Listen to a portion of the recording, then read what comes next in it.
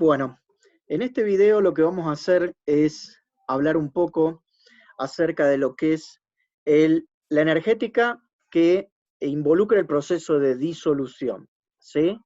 O sea, cuando yo tengo un soluto, un solvente, los mezclo, ¿cuál es la energía que está involucrada en ese proceso? ¿Sí?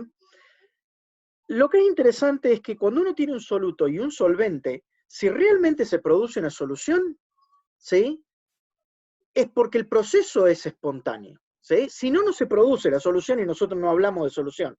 O sea que si nosotros estamos hablando de una solución, es porque acaba de producirse un proceso espontáneo. O sea, sin que nosotros le agreguemos energía de afuera, ¿sí?, se produce el proceso de disolución.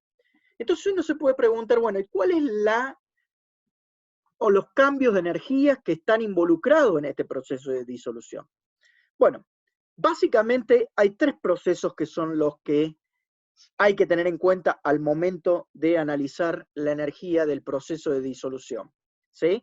Y es bastante sencillo de imaginárselo. Yo tengo soluto por un lado, solvente por el otro, ese sería el estado inicial. El estado final es el soluto, ¿sí?, mezclado de manera homogénea con el solvente, ¿sí?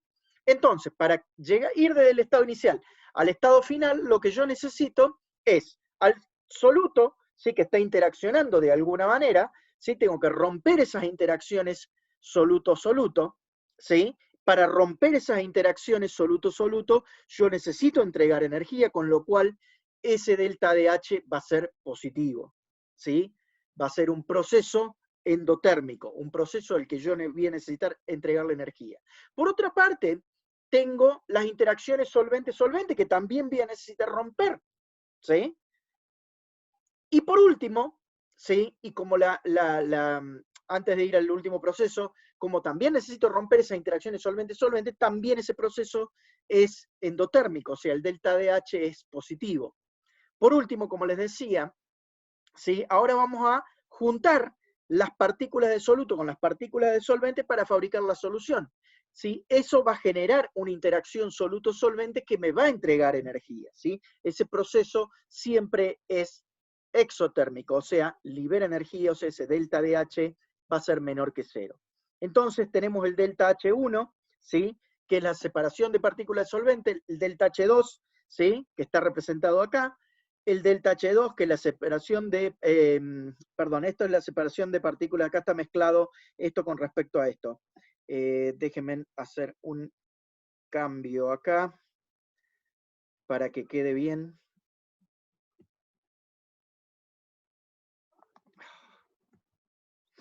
Déjenme.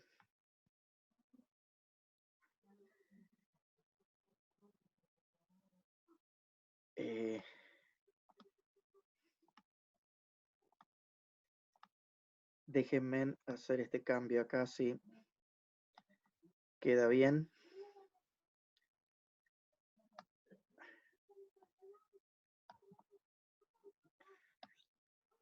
Y vamos a cambiarlo acá. Así ya queda bien. Sí. Volvamos nuevamente. Lo que les decía. ¿Sí? El delta H1 es la separación de partículas de soluto, el delta H2 es la separación de partículas de solvente, ambos procesos requieren energía para ser realizados. El delta H3 sí es la formación de las nuevas interacciones, digamos, soluto-solvente, ese proceso es exotérmico y me va a liberar energía. Entonces, en realidad, para saber si el proceso de solubilización, ¿sí?, o de formación de la solución va a terminar siendo un proceso exotérmico o endotérmico, obviamente voy a tener que poner en juego estas tres valores de delta DH, ¿sí? O ver cuál es el balance que tengo de esos tres delta H, ¿sí? O sea, el delta H de la solución, obviamente, fíjense, yo acá tengo el estado inicial, solvente soluto, y el estado final, solución, ¿sí? Entonces, ¿qué es lo que tengo que hacer? El primer paso, ¿sí?, el delta H1, romper las interacciones solvente-solvente, el delta H2, soluto-soluto, ¿sí? Luego, juntar estos dos y tener el delta H3, que es la formación de las interacciones soluto-solvente, ¿sí? Estos dos procesos requieren energía, este proceso me libera energía, ¿sí?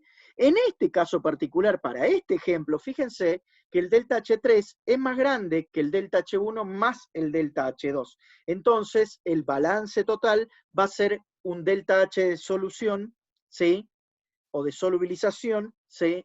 Menor que 0, negativo. O sea, el proceso va a ser exotérmico. O sea que cuando se produzca el proceso de disolución, ¿sí? Lo que yo voy a notar es que el recipiente que contiene la solución se calienta, ¿sí? ¿Por qué? Porque libera energía.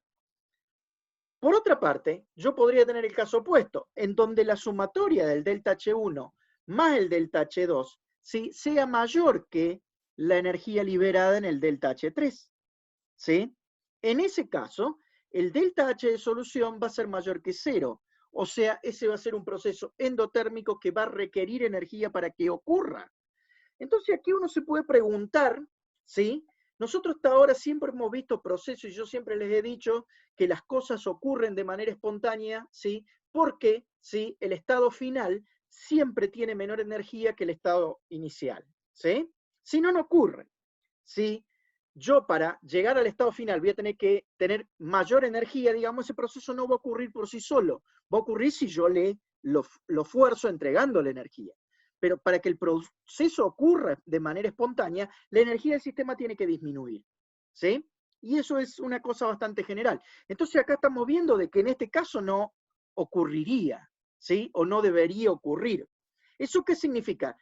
La formación de una solución endotérmica significaría que se forma la solución y que en el proceso de disolución, ¿sí? El recipiente se enfría, ¿sí? El recipiente que contiene nuestro sistema se enfría, ¿sí? Porque el sistema toma calor del entorno, que el entorno es precisamente ese recipiente, ¿sí? Y lo que está rodeando. Entonces uno dice, bueno, no existe ese proceso. Y la respuesta es no. La respuesta es claramente sí existe ese proceso. De hecho, sí, uno puede encontrar en las farmacias, acá es bastante poco habitual, pero en otros países como Estados Unidos, en Europa, es bastante común encontrar, ¿sí? Bolsas como estas, ¿sí? En donde uno lo que tiene que hacer es apretarlas en esta región, ¿sí? Y cuando uno las aprieta, ¿sí? Se produce algo allí adentro de esa bolsa, ¿sí? Que hace que todo esto se enfríe y yo lo puedo utilizar a esa como una bolsa fría para, bueno, para ponerme en el cuerpo, para calmar dolores, etcétera, etcétera. ¿Sí? De hecho se llaman eso, se llaman bolsas frías, ¿sí? Compresas frías. ¿Qué es lo que tienen? Bueno, básicamente lo que tienen es una sal, el nitrato de amonio, ¿sí? Y agua. Lo que uno hace acá es romper el recipiente que contiene la sal, ¿sí? Entonces el agua entra en contacto con la sal, se produce el proceso de disolución y lo que ocurre es que todo esto se enfría. O sea, ese proceso, esa solubilización, ese proceso de disolución es endotérmico, ¿sí? Y sin embargo ocurre.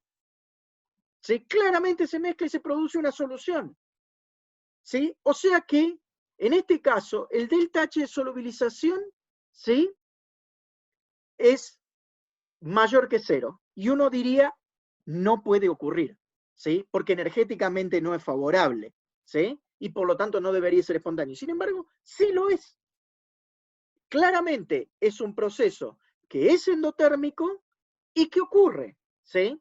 ¿Por qué es que ocurre? Bueno, no es tan importante para este curso en particular entender eso, porque para entender eso, cuando uno ve termodinámica tendría que, aparte de ver entalpía, ver entropía, ver energía libre de Gibbs, ¿sí? Ver conceptos que nosotros no llegamos a verlo para poder realmente explicar por qué es que ocurre. Pero para que ustedes tengan una idea y no les parezca, no les quede esto haciendo ruidos allí en la cabeza, como diciendo por qué es que ocurre esto. Esto ocurre en realidad porque para que un proceso sea espontáneo, ¿sí? Tienen que pasar alguna de estas dos cosas, ¿sí?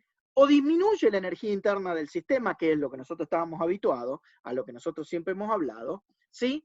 O, ¿sí? Para que un proceso sea espontáneo, aumenta mucho el desorden. Una cosa que se llama, una magnitud termodinámica que se llama entropía.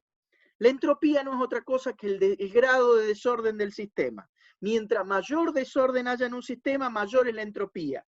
¿Sí? Entonces, para que un proceso sea espontáneo, ¿sí? Hay como dos cosas que contribuyen.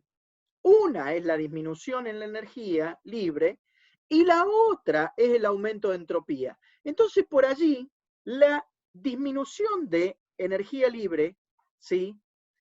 No es tal como en este caso, ¿sí? De hecho aumenta la energía libre, pero ese aumento en realidad se ve compensado por un gran aumento en la entropía, un gran aumento en el desorden, en el grado de desorden del sistema. Entonces, en ese caso, a pesar de que este subió mucho más, compensa esa subida y el proceso termina siendo espontáneo. O sea, es espontáneo gracias a que durante un proceso de disolución aumenta el desorden, aumenta la entropía.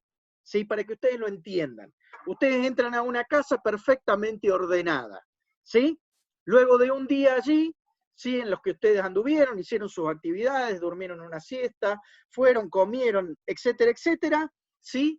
La casa está desordenada. Bueno, la entropía aumentó, ¿sí? Y normalmente, ¿sí? Cuando uno tiene una solución que tenía el soluto, el solvente por un lado, todo ordenadito, todo bien empaquetado, cuando uno hace la solución, mezcla todo. Bueno, allí desordena todo. Por lo tanto, siempre durante un proceso de disolución, la entropía del sistema va a aumentar. Y en muchos casos, ese aumento de la energía de la entropía ha, digamos, ¿cómo decirlo? Ese aumento en la entropía, ¿sí?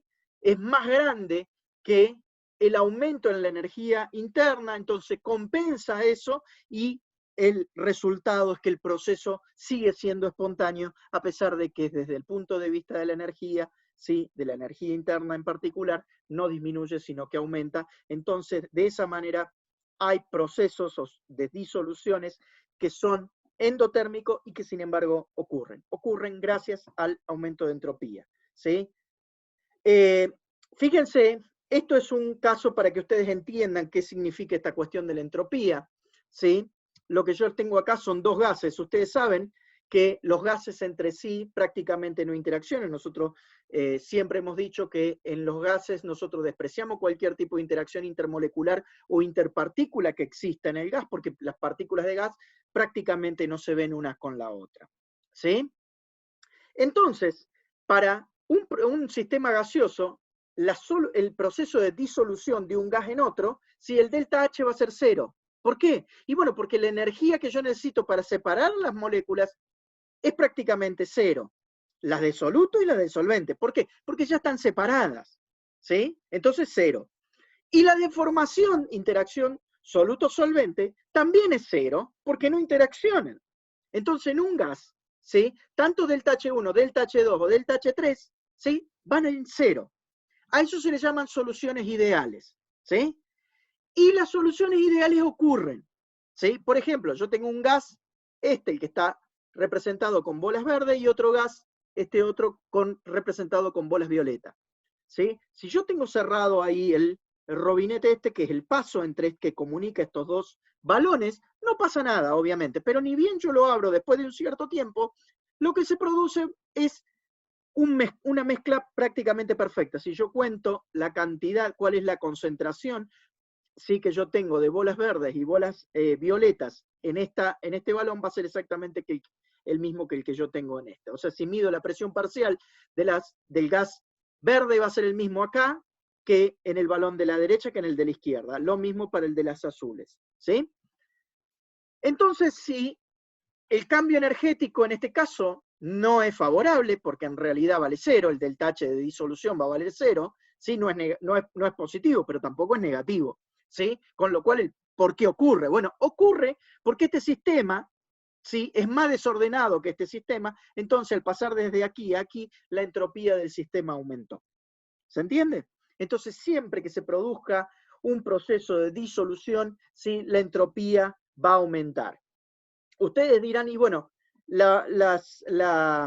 esta cuestión de soluciones ideales únicamente se da en gases? No, también se da en sustancias líquidas, en cuyo caso, por ejemplo, un ejemplo de una solución casi prácticamente ideal, ¿sí? Es la de la solubilización de tetracloruro de carbono en hexano, ¿sí?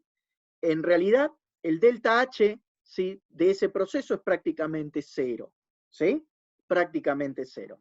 Con lo cual, sin embargo, si yo mezclo, supónganse que tengo, ¿sí?, aquí una barrera que me impide mezclar el tetracloruro de carbono con el hexano. Si saco esa barrera, a los pocos minutos lo que voy a tener es una mezcla perfecta de tetracloruro en hexano, ¿sí? O sea, una solución o una mezcla perfectamente homogénea, ¿sí? ¿Por qué ocurre? Nuevamente, por el aumento de la entropía. Siempre que se produzca un proceso de disolución, el desorden va a aumentar. Obviamente, este sistema es mucho más ordenado que este, ¿sí? Entonces, cuando se produce, ¿sí?, un aumento en la entropía, no siempre, pero en algunos casos ese aumento en entropía compensa, ¿sí?, el por ahí no tan favorable o incluso desfavorable desde el punto de vista energético, ¿sí?, que un proceso vaya a ocurrir o no. ¿Estamos? No tenemos que entrar en demasiado detalle con esto es simplemente un cuadro para que les quede a ustedes, ¿sí?, qué ocurre en cada situación, ¿sí? Uno analizando así, si conoce cuáles son el delta H1, el delta H2 y el delta H3, puede tener una idea de si realmente, ¿sí?, esa solución, ese proceso de disolución va a ocurrir espontáneamente o no. ¿Estamos? Entonces ahora vamos a ocuparnos un poco de lo que es la entalpía de disolución, ¿sí? Es como cualquier entalpía, ¿sí?, es el calor generado o absorbido a presión constante cuando una cierta cantidad de soluto se disuelve en una determinada cantidad de disolvente, ¿sí?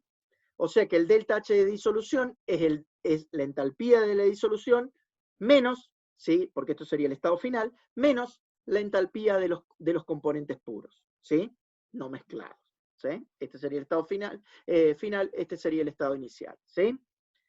Como todo tipo de entalpía se mide por calorimetría, ¿sí?, a presión constante, no hay ningún tipo de problema, o bien, también, como se hace con las reacciones químicas, se puede calcular utilizando ley de Hess si conozco las entalpías de otros procesos que me puedan ayudar a determinar la entalpía de disolución.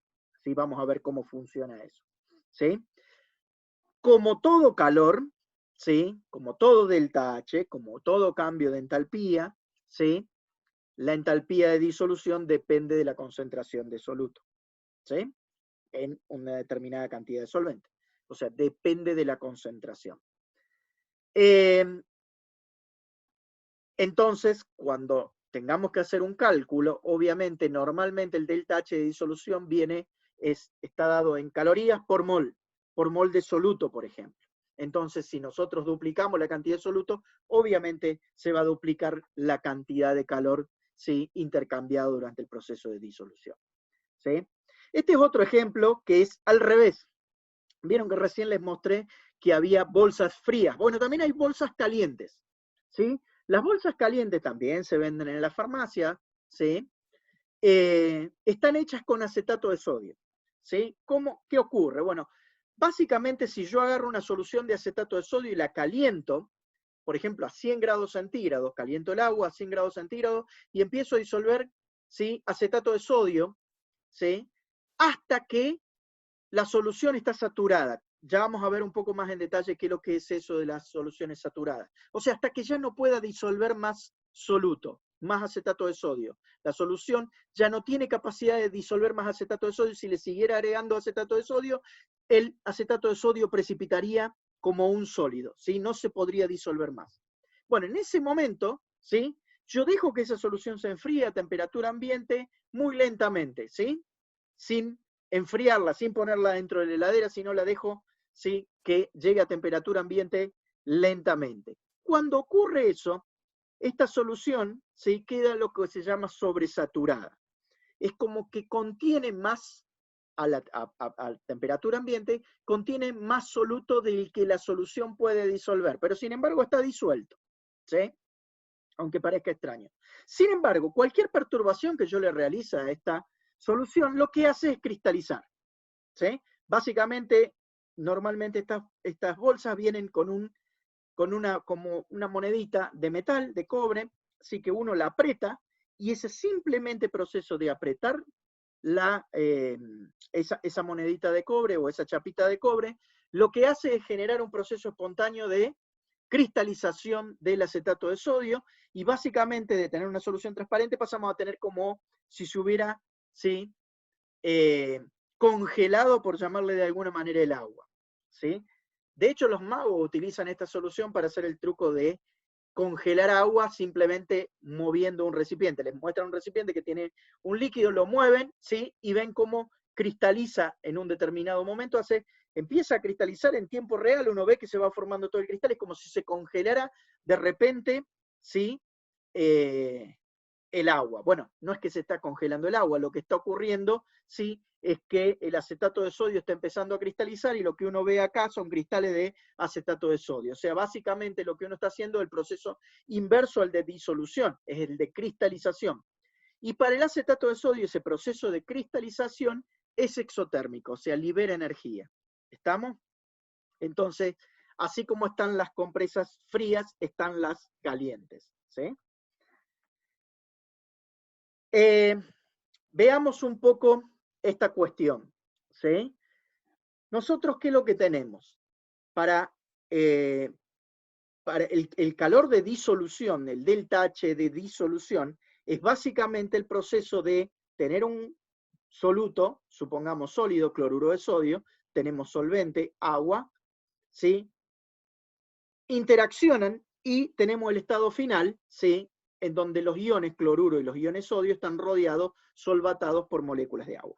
Este proceso es el calor de disolución o el delta H de disolución, ¿sí? Para el caso de cloruro de sodio en agua, fíjense, es nada más que 4 kJ por mol. O sea, es una cantidad que básicamente uno no puede percibir. O sea, si uno disuelve cloruro de sodio en agua, el recipiente, si uno lo toca, prácticamente no nota si tiene algún cambio de temperatura, ¿sí? Fíjense, el proceso es exotérmico, ¿sí? Perdón, es endotérmico. No mucho, pero es endotérmico, o sea, es positivo, ¿sí? Es 4 kilojoules, muy poquito. Obviamente, ¿por qué es que ocurre este proceso? Porque evidentemente el cambio de entropía ayuda a compensar este escaso, digamos, aumento en la energía interna del sistema. ¿Estamos? Recuerden que no es lo mismo el delta H que la energía interna, pero son parecidos, ¿sí? Son realmente parecidos, más en este caso que tenemos disoluciones líquidas, en donde la presión realmente no tiene un gran efecto, ni la presión, o sea, el trabajo presión-volumen uno lo puede descartar, con lo cual el delta H y el cambio de energía interna es bastante parecido, ¿sí? Entonces, de nuevo, este proceso se llama calor de disolución, ¿sí? Ahora nosotros podemos ir por un camino alternativo. Fíjense, nosotros conocemos la energía reticular, de esto se acuerdan que nosotros lo habíamos visto, ¿sí? La energía reticular, ¿sí?, no es otra cosa, ¿sí?, que llevar el estado inicial, es el sólido cristalino, ¿sí?, llevarlo, romper ese sólido cristalino en sus iones y llevarlos al estado gaseoso, ¿sí? Separar los iones entre sí sin que estos iones entre sí estén interaccionando. O sea, estos serían los iones completamente separados, ese sería el estado final, el estado inicial serían esos iones dentro del retículo cristalino. A ese cambio de energía o esa energía necesaria para realizar ese proceso, que obviamente requiere mucha energía, es altamente endotérmico. Sí, fíjense en el 788 kilojoules por mol para el caso del cloruro de sodio, ¿sí? A este proceso se le llama energía de red o energía reticular, ¿sí? Esto está tabulado, está tabulado para la mayoría de las sustancias sólidas iónicas, por ejemplo, en su mayoría eso está tabulado. O sea, ustedes pueden saber cuál es la energía reticular o cuál es la energía red, ¿sí? Este otro proceso no es otra que el calor de hidratación. ¿Qué significa el calor de hidratación? Bueno, es agarrar estos iones en estado gaseoso, ¿sí?, y rodearlos por moléculas de agua. Obviamente eso va a hacer que se establezcan interacciones ion-solvente, en este caso ion-agua, ¿sí?, y me libera energía. O sea, este proceso es altamente, ¿sí?, exotérmico. Fíjense, este es endotérmico, este es exotérmico. Y fíjense que estos valores son bastante parecidos, ¿sí? De hecho, este es un poquitito más grande que este, es la diferencia que son 4 kilojoules, que es al último la diferencia neta que hay entre los dos. Ahora fíjense, si yo sumo ese valor más ese valor, en realidad lo que tengo es este valor. ¿Por qué? Bueno, porque obviamente, como no puede ser de otra manera, el delta H sí es una función de estado y por lo tanto depende del estado inicial y del estado final nada más, no por el camino por donde yo fui. Entonces yo puedo ir por acá o puedo ir por acá. Supónganse que yo no conozco cuánto vale el calor de dilución, pero sí conozco cuánto vale la energía de red porque está tabulada, y también conozco cuánto vale el calor de hidratación porque también está tabulado. ¿Sí? Si yo conozco estas dos magnitudes, sí puedo conocer el calor de dilución y no tener que medirlo. Eso es lo que es ley de Hess, no es otra cosa que eso. Eso es lo que está representado aquí. ¿Sí? Tiene la energía reticular, que es lo que es, la entalpía de hidratación, que es lo que es. ¿Sí? Si sumamos ambos procesos, lo que tenemos es este proceso que es el calor de disolución. ¿Sí? Entonces, de esa manera, utilizando la ley de Hess, yo puedo averiguar cuál es la entalpía o cuál es el calor de disolución. ¿Sí? Veamos cómo hacemos con la energía reticular. La energía reticular, ¿sí? Si ustedes se ponen a ver esto, realmente yo poder hacerlo experimentalmente, eso dentro de un calorímetro y poder medir cuánto vale ese delta H, no es algo que sea muy fácilmente de hacer. ¿Sí? Y de hecho no se hace, de hecho se calcula. La energía de red es un parámetro que se calcula y después aparece en tablas. ¿Sí? Entonces uno se pregunta, ¿pero cómo es que se calcula? ¿A partir de qué? Bueno, a partir de magnitudes que también se conocen, ¿sí? Veamos qué es en el caso de un sólido iónico como es el cloruro de sodio. Vamos a hablar para el cloruro de sodio porque después se aplica para cualquier otro tipo de sólido iónico que nosotros querramos realizar, ¿sí? O querramos averiguar la energía reticular, ¿sí? ¿Qué vamos a hacer? Bueno, vamos a recurrir a lo que se llama el ciclo de Born y Haber. Básicamente, para que ustedes lo entiendan, primero les voy a mostrar cuál es el estado inicial y cuál es el estado final. ¿Sí? La energía, fíjense que lo que yo les voy a mostrar acá es el inverso a la energía reticular. La energía reticular es partir del sólido y llevarlo a los iones en estado gaseoso, o sea, esto. O sea, parto de acá y llevo a esto. ¿Sí? Esto es lo que es la energía reticular, es menos U. ¿Sí? Fíjense ustedes, supónganse que yo tengo, ¿cuál es el estado estándar del sodio? El sodio sólido, ¿sí? Un bloque sólido de sodio.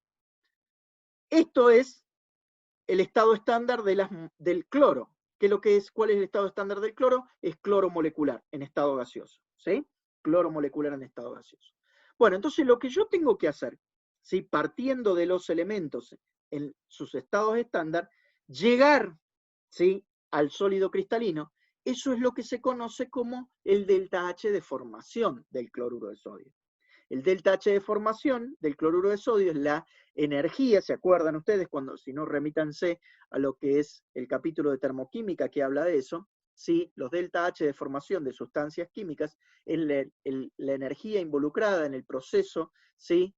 De formación de esa sustancia a partir de sus elementos en sus estados estándar. O sea, ir desde acá hasta acá no es otra cosa que el delta H de formación del cloruro de sodio. Bueno, repasemos qué es lo que nosotros tenemos que hacer para llegar desde este inicio hasta aquí. ¿Sí? Entonces, tenemos, como les decía, metal sólido. Nosotros tenemos que llegar primero a tener iones sodios gaseosos. ¿Sí? Entonces, lo primero que vamos a hacer es llevar del sólido al gas. O sea, sodio sólido a sodio gaseoso. Eso es el delta H de sublimación, es la energía de sublimación, es el proceso de llevar un sólido a estado gaseoso, directamente sin pasar por el estado líquido. ¿Estamos? Entonces, eso se conoce, es una entalpía, ¿sí? Que se conoce, que uno la puede obtener de literatura. ¿Sí? Entonces ya tenemos los átomos de sodio sólido, en estado gaseoso, ¿sí? Aislados, solos. ¿Sí? Ahora lo que necesitamos es sacarle un electrón a cada uno de esos átomos. Eso es lo que nosotros sabemos, se conoce como el potencial de ionización. Ya lo hemos visto, la energía involucrada en sacarle un electrón a un átomo neutro en estado gaseoso a partir de su estado fundamental, ¿sí? Esto es el potencial de ionización del sodio. Ya tenemos los iones sodio en estado gaseoso. Ahora necesitamos tener los iones cloro en estado gaseoso.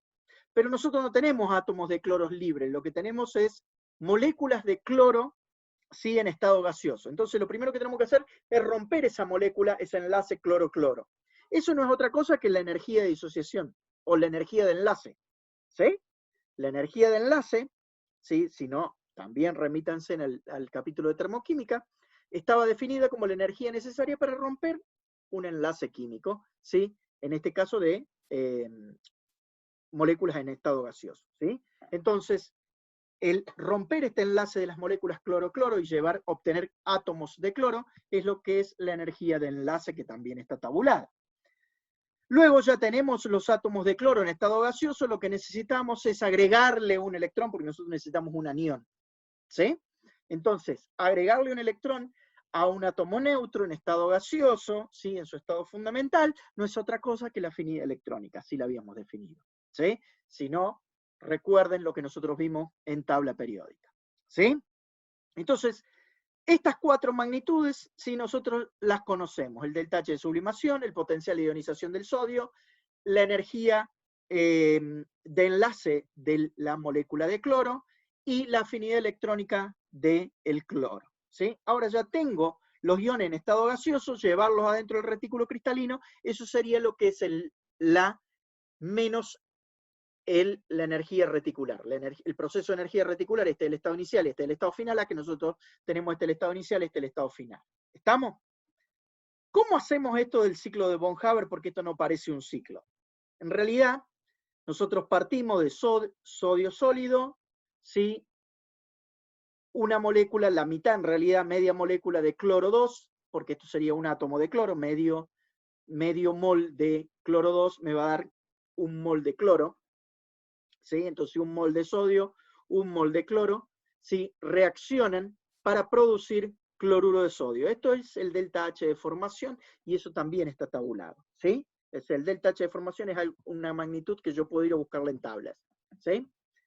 Luego el sodio lo sublimamos, el delta H de sublimación, a las moléculas de cloro las disociamos, ¿sí? Fíjense que necesito medio mol, ¿sí? Porque yo necesito un mol de esto y un mol de esto. Si yo disocio un mol de moléculas de cloro, obtengo 2 moles de átomos de cloro, y yo necesito nada más que un mol de átomo de cloro, entonces es media energía de disociación o energía de enlace de la molécula de cloro, ¿sí?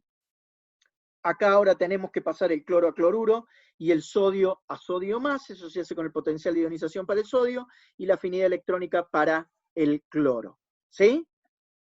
Por último, esto es el estado, o sea, son los iones en estado gaseoso, los llevo dentro del retículo cristalino, eso es el inverso, el proceso inverso a la energía reticular, entonces yo la puedo poner como menos energía reticular. Entonces, si este es el estado inicial y este es el estado final, el delta H de formación, que sería para ir desde acá al estado inicial al estado final por el camino este, ¿sí? Va a tener que ser igual a el delta H, ¿sí? Involucrado en ir por este otro camino. Este otro camino es un camino alternativo que yo estoy haciendo, entonces el delta H de formación tiene que ser igual a la sumatoria de todas estas energías que están involucradas en ir por este otro camino.